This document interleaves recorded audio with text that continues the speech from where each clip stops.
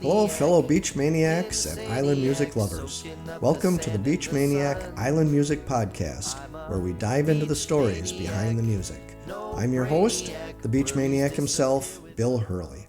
Hello, everyone. Welcome to the Beach Maniac Island Music Podcast. I'm your host, Bill Hurley. And today we're very fortunate to have as our guest Christopher Dale, one of the most gifted and entertaining musicians on the trop rock circuit.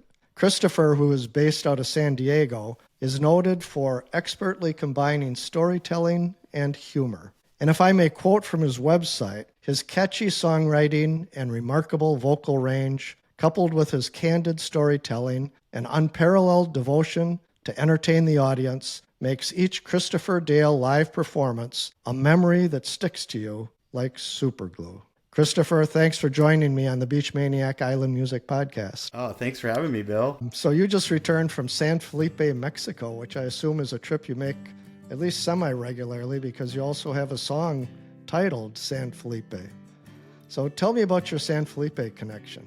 Well, San Felipe, it was on my radar from a very young age because being born and raised in San Diego here, there's a beach softball game that was invented here called Over the Line. And so it's 3-on-3 playing beach softball.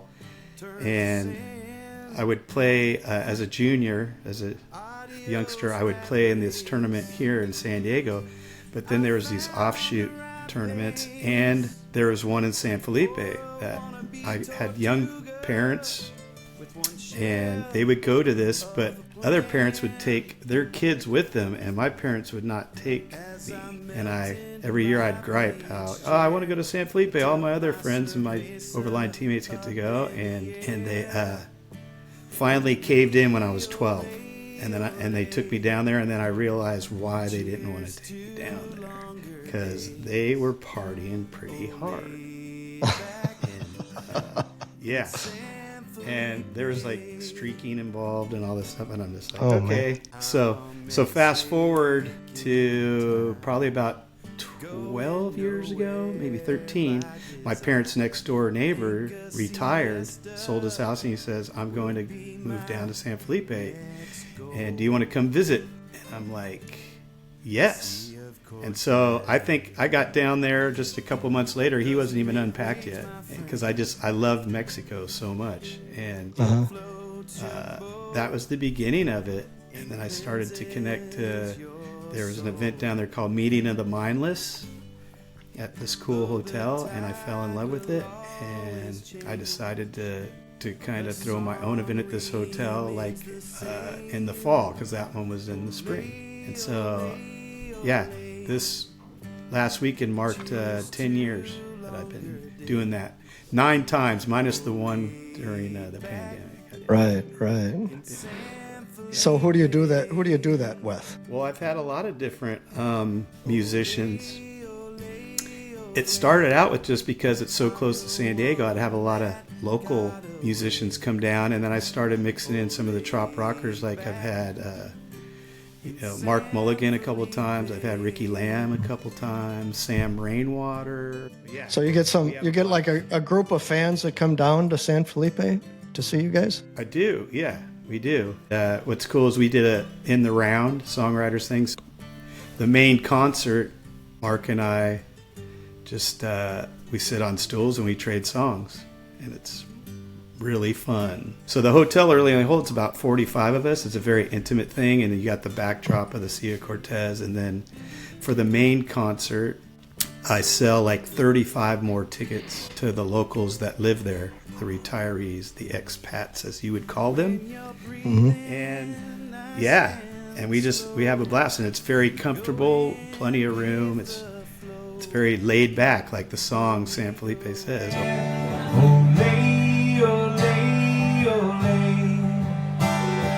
Cheers to longer days. Oh, lay back in San Felipe.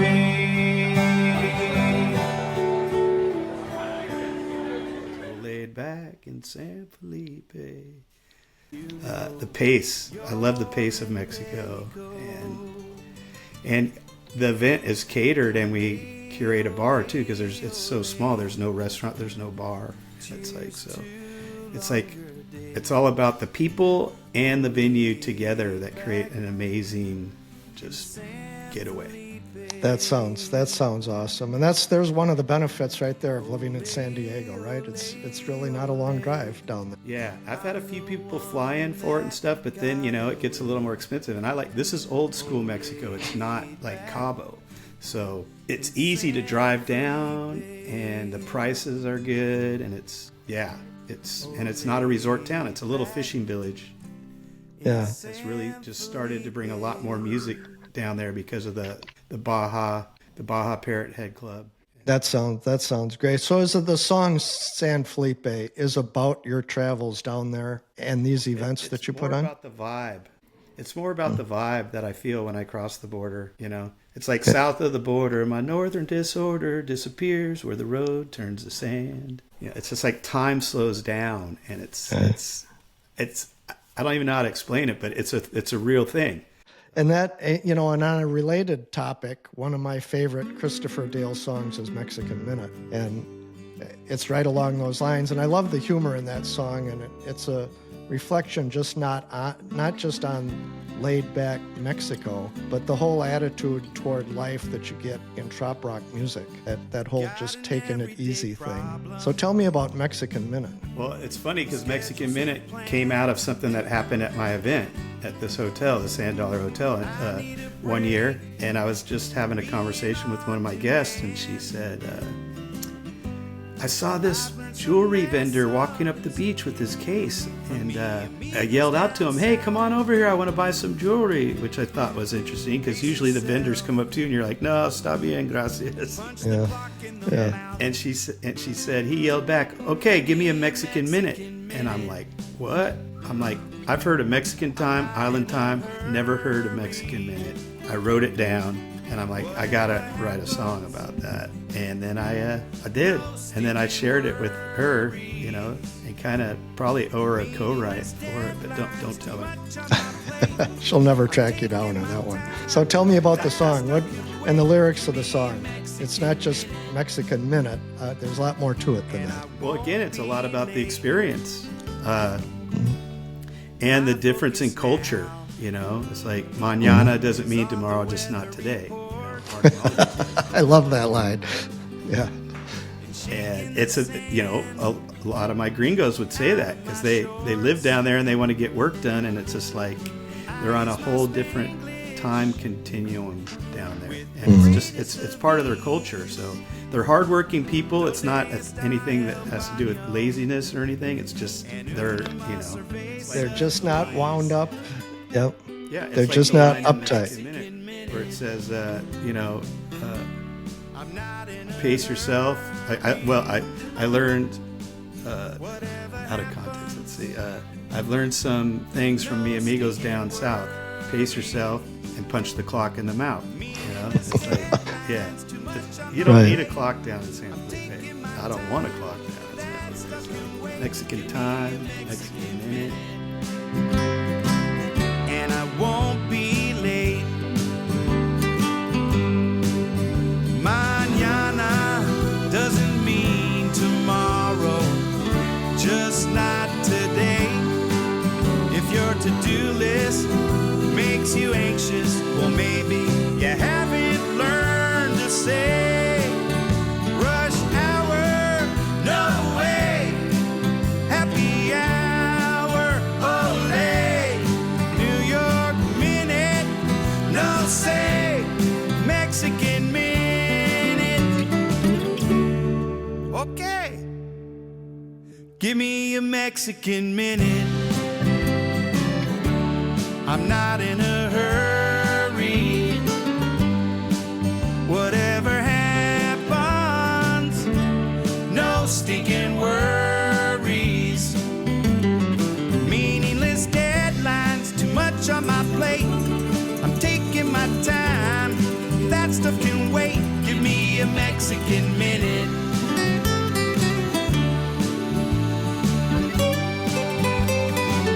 Give me a Mexican minute,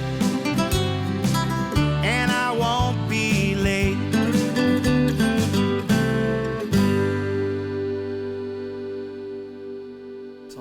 Are you able to bring some of that philosophy back home with you when you come back? I try.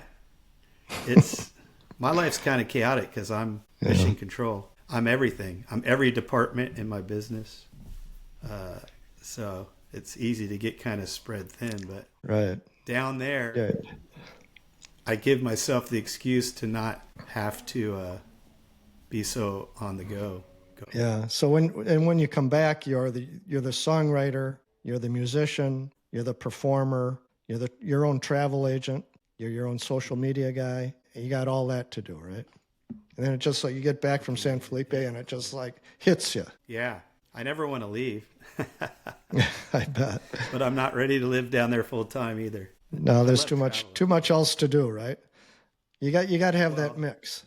I love traveling. I love connecting to people through music. So I love, I can't I don't want to stay in any one location too long because it's like on to the next adventure, on to the next group of people. And I've just, through doing this for 20 plus years now, I have such a great network of friends and fans. And I mean, and doing it in a grassroots way, like staying with everybody everywhere I go. It's like, some people start out as fans of my music, but we become friends. And so I have a lot of friends all over the place. So naturally, I want to see them at least once a year. So that keeps me rolling all across the country and Mexico and sometimes other places. The life of an independent musician. I feel pretty blessed. I would have never imagined this. It's just like, the only way to understand it is to be living it, really. Yeah. Otherwise, I'm like, I don't know. So I hear that from a lot of musicians. Like it's a very stressful and demanding job, but also the rewards of it are tremendous. Tremendous. But I also I do things in a way where I don't want to be stressed out because then I don't want to do that stuff. So, even though I have to wear all the hats and stuff, I pick and choose my spots and I do it in a way that I can continue to handle it and not,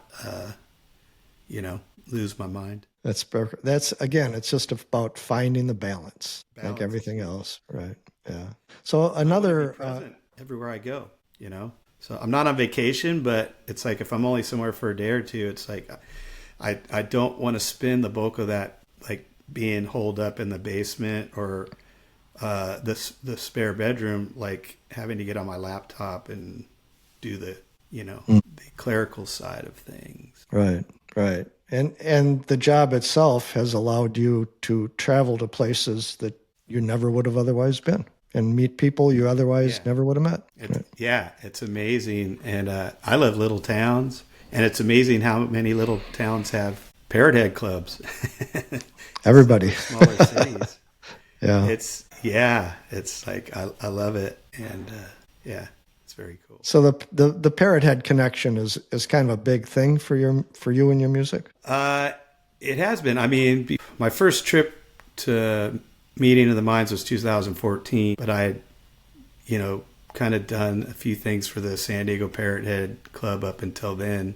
And then once I went down there, I met people like from all over, and they're like, hey, we got a club in Pittsburgh. Hey, we got a club in Wichita, Kansas. Hey, we got a club here. We got a club there. And all these places that don't have beaches. And, it was like, wow. And it grew into like, it's probably 50 to maybe 60% of my touring now, which keeps me on the road longer than I used to be on the road, which is fine with me. All right. So I want to ask about another one of your songs, a very humorous one that I love is called Waitress. And I just can't help but laugh a little bit as I listen to you sing about how you're basically falling in love with your waitress, but you're never going to be able to go out with her. And why is that you're never going to be able to go out with her? She's making out with the hostess.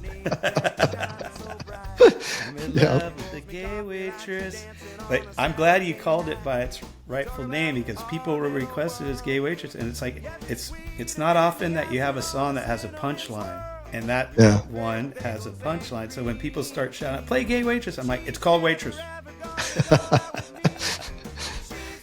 And that one, it's I guess if you could ever be me on stage playing a song and have, the most fun experience, that would probably be it.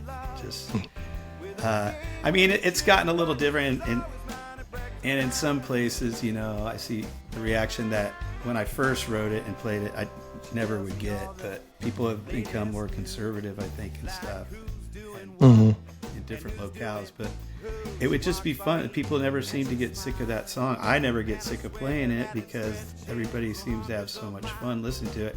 And I'd watch a friend bring a new person to my show, and I'd play that song, and they'd be like just sitting there elbowing their friend, and like, "Listen to this, shut up and listen," and then laughing and still elbowing them on certain lyrics in the song. And I'm just like thinking to myself, "Man, you're gonna you're bruising this person." So, what's the origin? What's the origin of the song? Is there any truth to it? Were you sitting in? Did you have a waitress that you were falling in love? Yeah, I used to be a regular at a breakfast place. Me and my grandpa would go out to breakfast quite a bit, and it's and I would like to say, not everybody's fallen in love with a gay waitress, but I think everybody's kind of, been smitten with their server when she's, attractive and is very personable and gives you great service. It's just like leaves a lasting impression, It does. So, yeah, just one of them happened to be gay. Okay. With a gay waitress, I'm in love. With a gay waitress, I'm in love. With a gay waitress, but she's always mine at breakfast time. She's always mine at breakfast time. She's always mine at breakfast time. Oh yeah, she's always mine at breakfast time. So my wife Diane and I had the pleasure of seeing you perform last spring at the Venice, Florida train depot as part of the Sonny Jim Songwriter Series. And you performed there with Manalo and Sonny Jim himself. And that night, among other songs that we're talking about here today, you sang your song titled Hands. And as you were singing it, I looked over at Diane, and there were literally tears running down her face. And you took a little break after that song, and we walked up to you, and I said, I don't know if you remember this, I said, "Hey man, you just made my wife cry." But it was really in a beautiful way. So tell everybody about that song and why it made my wife Diane cry. Oh, wow. Well, first of all, the train depot, that was a very special gig. That was the first time I got to play there. And Sonny Jim's amazing songwriter, musician, and human, and Manalo and I had met the year or two before that, so he's just a really talented and just a great guy too. So to be able to do that with the two of them, and it's like that historic, Venice train depot, that was a big time highlight for me. So if you're listening, Sonny Jim, I hope you'll have me back this spring. And so the song Hands came out of my long-term relationship, the one, and I remember I had my arm around her, and the palm of my right hand just fit. It seemed to fit perfectly in the small of her back. And I was just like, wow, it's like my hands are made for touching you. And that's the line from the song. And so that's where it started.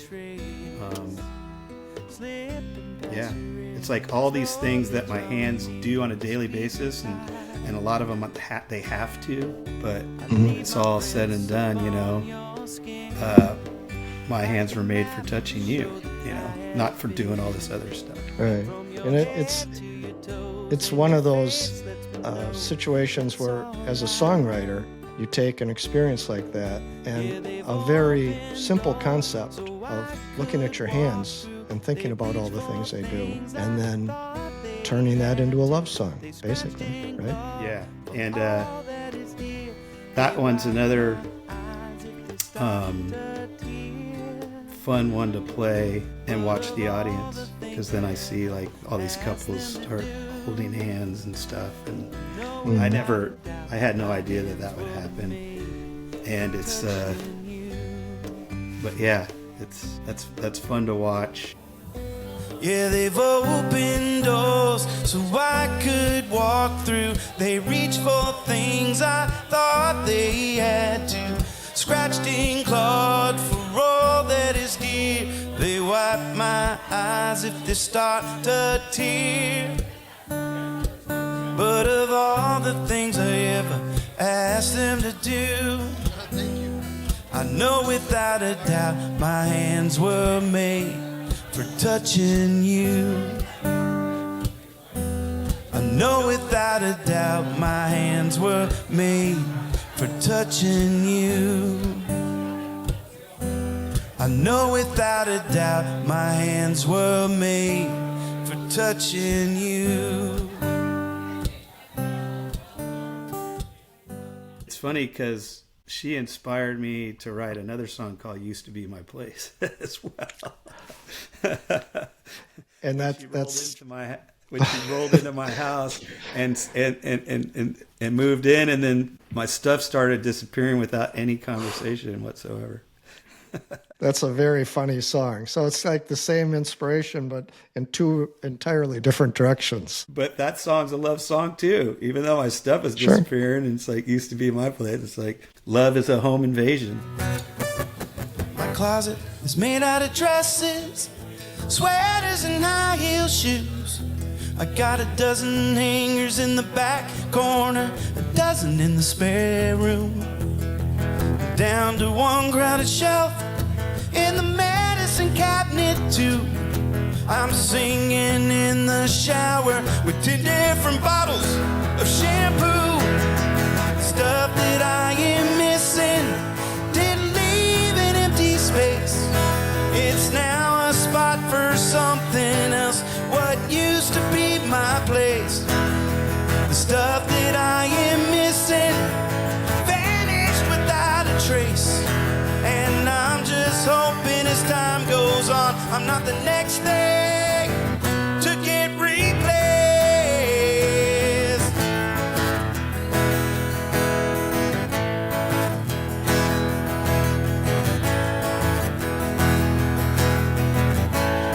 Love is a home invasion, but I knew it from the start. When she moved in, things would disappear, including the hole in my heart. What is your favorite song or most meaningful song to perform? Oh man, I don't know. It's so hard doing this for so long to have so many, to have a catalog, that's has a fair amount of songs in it. There's a lot of songs that I don't get to play because I write what I feel, and that's how it's always started. And then as a songwriter, it starts out as it's therapeutic. It's kind of what you're feeling. And then I realize I like to sing in the waltz. I like the vocal delivery of the waltz timing, the 3/4. It's got a sway to it. But then I realize it's like, okay, you got those. Now you need to get some dance and stuff, some 4/4, and so I started, really being mindful of writing all across the board. And so, but I have a lot of ballads that I don't get to play as much because when you do a live show, it's like you got to keep, the dynamics flowing. I like what the crowd likes. It's, so yeah. Because they're all babies. Right. And the crowd likes the funny songs, and they like the serious songs, and they like the right mix of songs, and the fast songs and the slow songs. And that's why, I fit into there's ways that I fit into the trop rock genre, but then it's like the best description of me and that I'm most comfortable with is a singer-songwriter. That's what I feel I'm here for. And that's what makes me happy. I understand you're also involved in reaching out to kids and helping them appreciate music, and that you're involved in some child-oriented charitable endeavors. Can you tell me about your focus on kids? Yeah. We'll first touch, I guess, on inspiring kids, because was a big thing for me for music. In elementary school, I had a counselor who taught guitar, and around 6th grade, he brought in some of his high school age students, and they did an assembly in the auditorium, and they just blew the roof off. They played some Yes and classic rock, and I'm just like, wow. And I was already big time into music as just lover of music. I mean, probably even from the earliest age of 6, 7, to where, American Top 40 on Sundays, this is Casey Kasem. Casey Kasem. And I was just every Sunday glued to the radio and going, who's going to be number one this week? And it was just Christmas is okay, but Christmas happens once a year. It's this happens every week. And it's super excited about it. So once I saw that, I started taking guitar lessons from him in 6th grade. And after taking lessons for a little while, I just I learned some chords, and I even wrote my own songs and recorded some. I think it was between 7th and 8th grade. Wow. He had a connection with the recording studio, and I used some of my other friends were taking lessons from him, and we had a buddy that played drums around the corner. And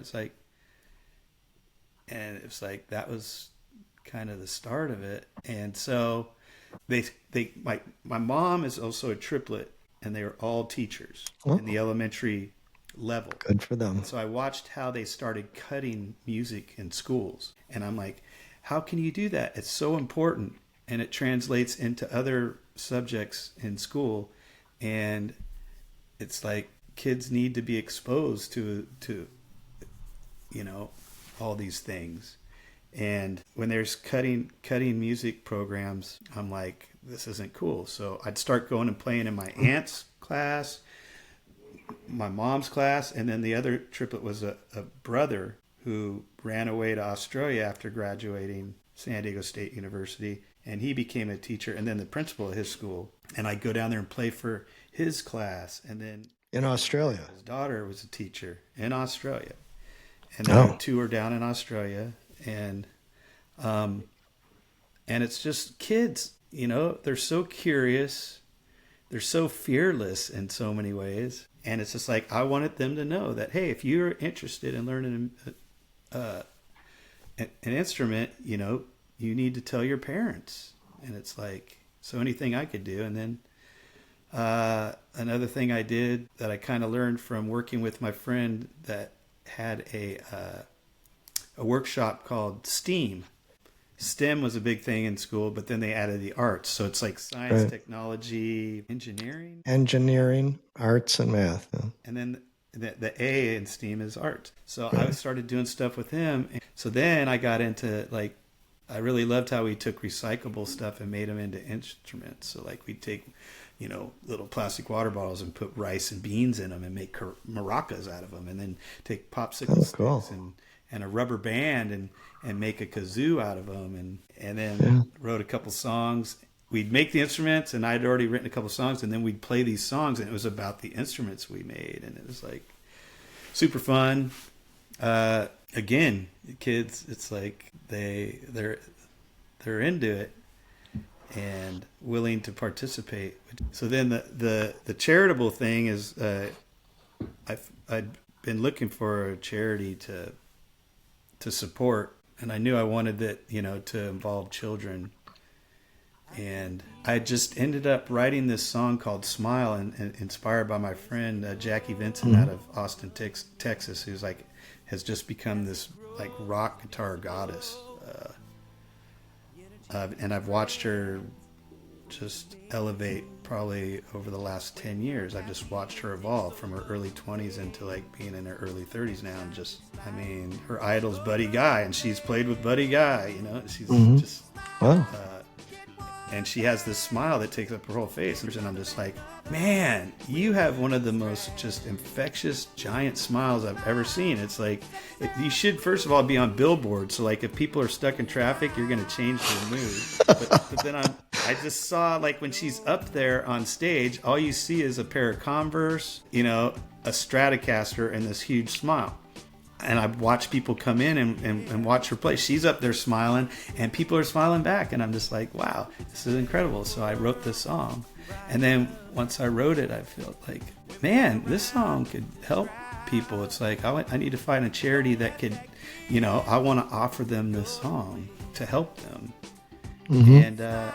And that's when I started learning about cleft palate repair organizations, because a lot of kids, especially in third world countries, are born with the cleft palate. And it's like, when I started researching it more, it's like it was heartbreaking how difficult their lives were, and not being teased and not being able to eat properly and all that stuff. And so I narrowed it down and found this one called Smile Train, because they had the best model, to where it's give a man a fish, he eats for a day. Teach a man to fish, he eats for a lifetime. And they go around and train these doctors all over the world. And so for as little as $250, they can get this initial surgery for a child and, like, begin the transformation and change their life. I can feel it, feel it, feel it, when it's taking over me. As it grows, it begins to glow. The energy it spreads is amazing. When you're happy, it takes over your face and shines its light all over the place. Smile, get one back, then another and another, we'll lose track. Smile, set yourself free. Smile, get to know me.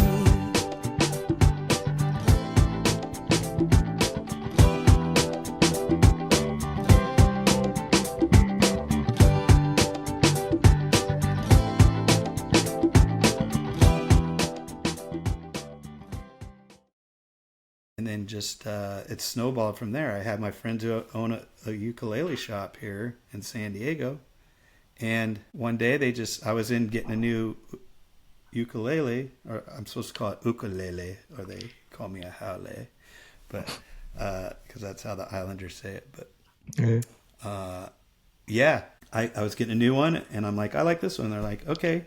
I'm like, what are you? They're like, nothing, it's yours.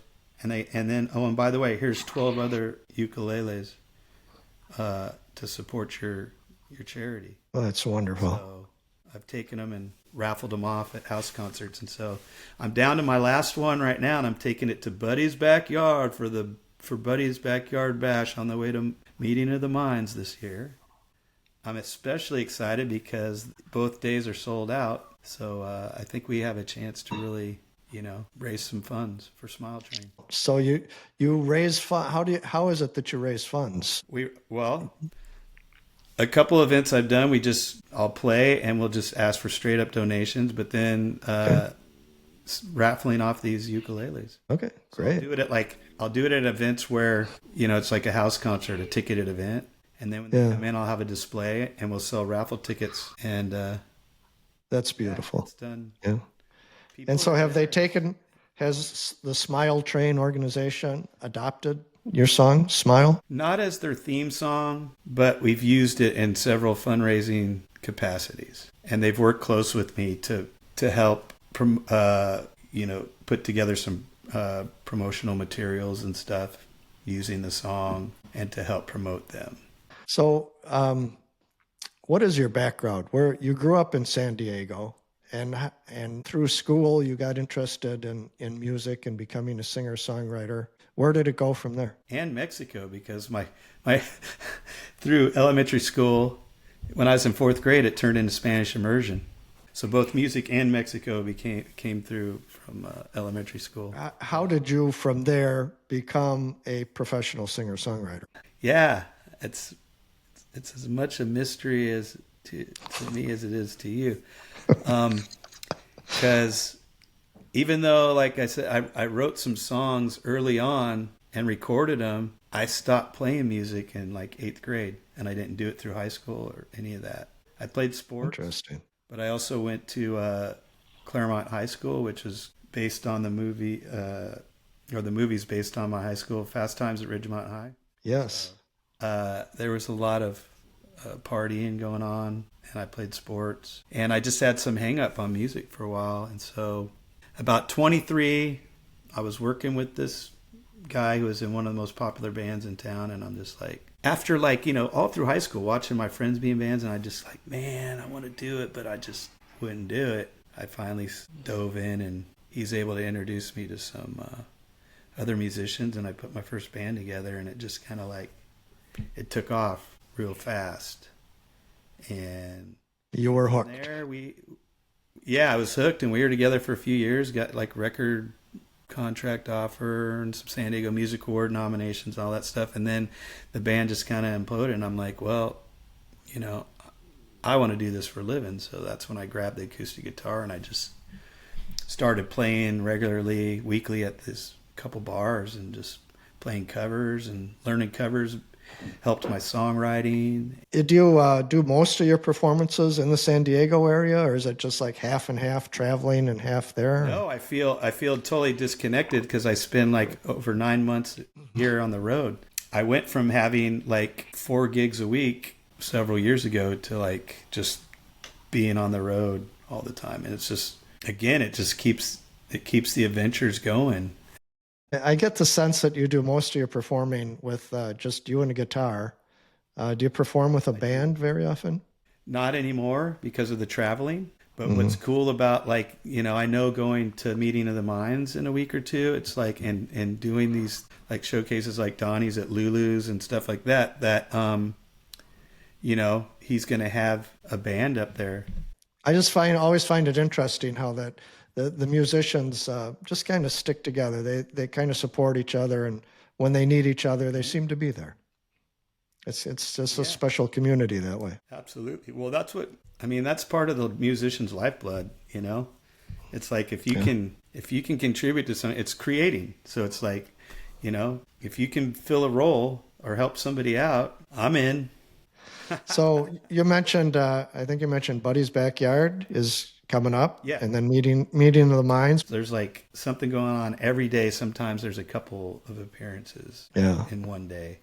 Yeah, it's a big event. It's cool. I love that. I love that because you get to hang with all your friends, all these people you play for across the country. You know, many of them come down, and we're all in the same place. So it's just like, hey, do you know so-and-so from so-and-so? And it's like, so it's cool connecting all these different people, you know, that I'm connected with, you know, from going all across the country, and we're all together in one place, and people are meeting. It's just like the whole community, it just continues to expand, you know, in that way. And it's just, it's fun. And then everybody's sharing stories, and it's just like, don't tell them that one, but you know, it's like, heard that one a million times. It's just, no, or it's like, that was our little secret, you know. Yeah. It's like, but I'll tell you where my favorite Reuben is, and it's in Pittsburgh, and I'll tell you where my favorite this is, you know. And it's just like, man, and I've gone to Worst Fest in Amana Colonies, Iowa, you know. And it's just like, and the Parrot Heads, they will drive and fly all over the place. You know, great lengths. Absolutely, they absolutely do. Support everybody, and that's incredible. It really is. There's nothing like it, really. Yeah. It's like, I can't even keep track of some of my friends. It's like, where are you now? They're always like trying to keep track of me. I'm like, well, I'm pretty trackable, but. Do you know Biz Blazinski? I know Biz, yeah. You know Biz? That's what he does. He's got his RV, and he just travels around. He is now. I was one of the first trips. I dragged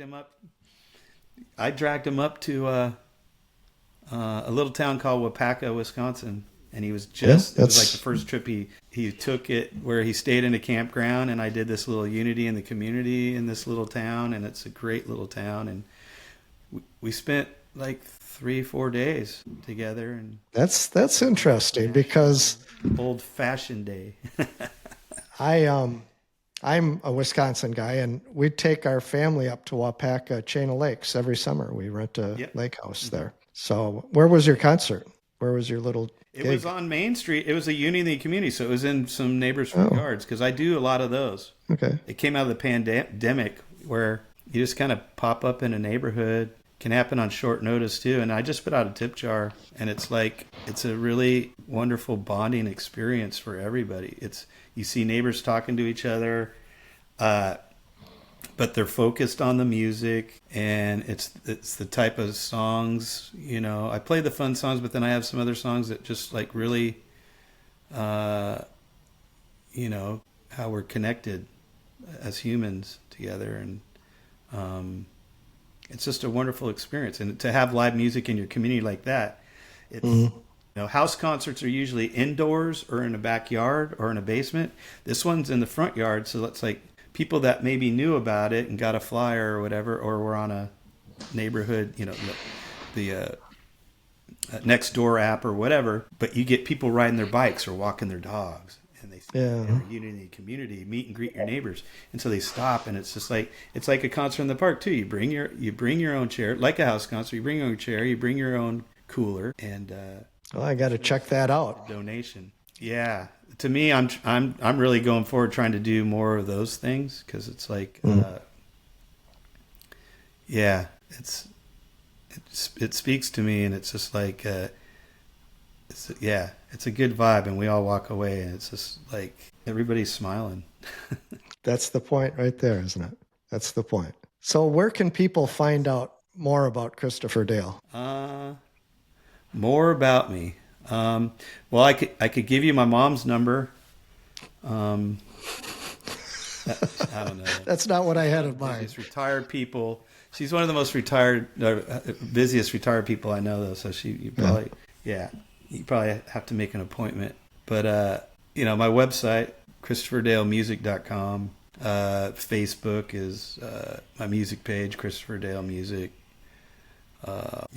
I'm trying to get better, put more stuff on YouTube. It's hard. It is hard to keep up with the social media. Yeah, it seems, and I'm all really about living in the moment. It's like, so even though I get to do a lot of cool things, I don't always remember to share them on social media. Yeah. And it's just like I've always just been in the moment in real life, and that's why I love being on the road so much. So I'm not that prolific on social media. I mean, I do all right. And one of the cool things people say they like is like I change my my cover photo on my Facebook depending on what state I go. So if you're welcome to whatever state, I take a picture of it. I got a hula girl on my dash, and I take a picture of her in that sign. And so when I'm in that state, that's my cover. And I change it when I change the state. Although I'm in San Diego right now, and I still have the San Felipe sign up. So I guess I better. You'll get it done in a Mexican minute, though. I'm taking a Mexican, but I'm leaving on Sunday, so I'll have the Arizona one popping up on Sunday, and then into New Mexico, and then into Texas, and then until I get to Gulf Shores. Then it'll stay on Alabama for a while, or at least a week. All right. Well, you're a very busy guy, and I don't want to take up any more of your time. So thank you again for joining me on the Beach Maniac Island Music Podcast. I wish you all the best of luck and continued success, and have a great trip through Texas and Alabama and meeting of the minds. And I hope to see you on the road again soon. Maybe we will see you at another Sunny Gem event. Well, thank you. Thank you, Bill, for all you do, and for having me on Beach Maniac. Thank you again, Christopher Dale, for joining me on the Beach Maniac Island Music Podcast. For more information about Christopher, visit beachmaniac.com, where this podcast is housed and where you will find both an audio and video podcast, along with some video clips, a blog with a podcast transcript, and links to Christopher's website, Facebook page, and YouTube channel. You'll also find the video podcast on the Beach Maniac YouTube channel. Just search for Beach Maniac Island Music Podcast. And thanks to everyone for joining me, Bill Hurley, the Beach Maniac, as we go behind the scenes and explore the magic behind the music. For more about me and my passion, visit beachmaniac.com or contact me at bill@beachmaniac.com. Remember, whether you're soaking up the sun or catching the waves, we hope you're feeling those good beach vibes. Until next time, keep the sand between your toes and the ocean breeze in your hair. Stay safe, stay cool, and we'll catch you on the next wave. Won't ever go